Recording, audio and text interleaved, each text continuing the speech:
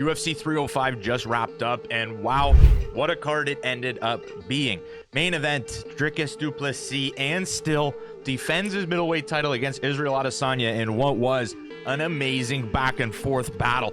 Both guys landing big shots on each other, both guys having their moments. Dricus came very close to getting a submission in the second round. Israel Adesanya doing a great job stopping takedowns, defending submissions, and then in the fourth round, Dricus landed a big shot and followed up with three massive right hands along the fence, getting Adesanya to the mat and securing a rear naked choke victory. Defends the title. This was a great main event, probably the fight of the night in my opinion.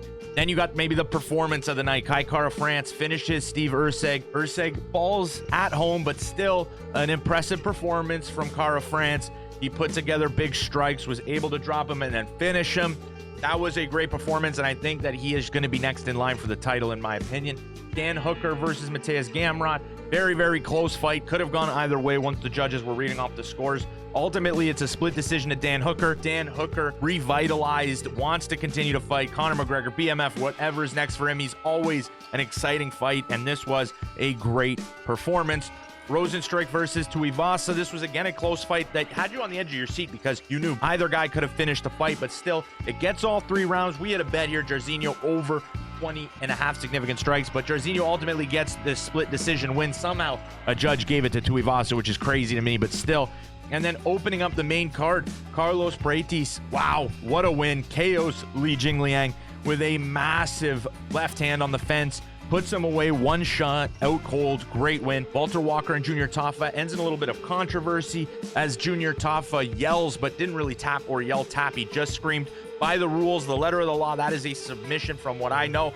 Walker goes away the winner. A lot of beef there. Junior Tafa going up to him, hitting him after the fight, giving him a slap, and then giving him the finger when the hand was raised. But still, I'm interested to see if Valter Walker does go on to fight Tafa's brother. Very, very interesting there. And then another really close fight, probably again controversial. Ricardo Ramos defeats Josh Culibao, and again a very close fight. Culibao made a mistake in the second round, cost himself the win here. If he would have continued to follow up with his strength, he probably would have gotten the second round and maybe even finished Ramos there. Casey O'Neill, dominant unanimous decision win over Luana Santos. Jenkins looks amazing. Herbert Burns looks like Herbert Burns does in a lot of his fights. I don't know if we're going to see him in the UFC again.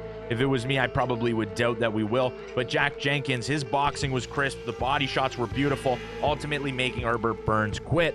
Tom Nolan defeated Alex Reyes. As a minus 1,200 favorite, you probably expected a little bit more from Tom Nolan, but still, he gets the job done, improves to 8-1, and we're going to hope to see a little bit of a better performance in his next one.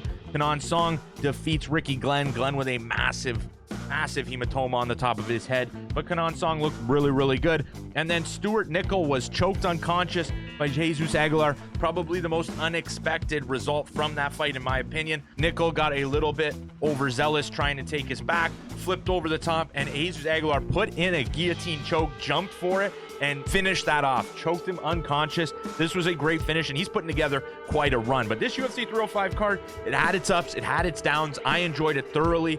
Perth has some great fans, all excitement the entire time. If you guys enjoyed this video, remember to smash the like button, subscribe to Combat Sports Central, and I will see you in the next one.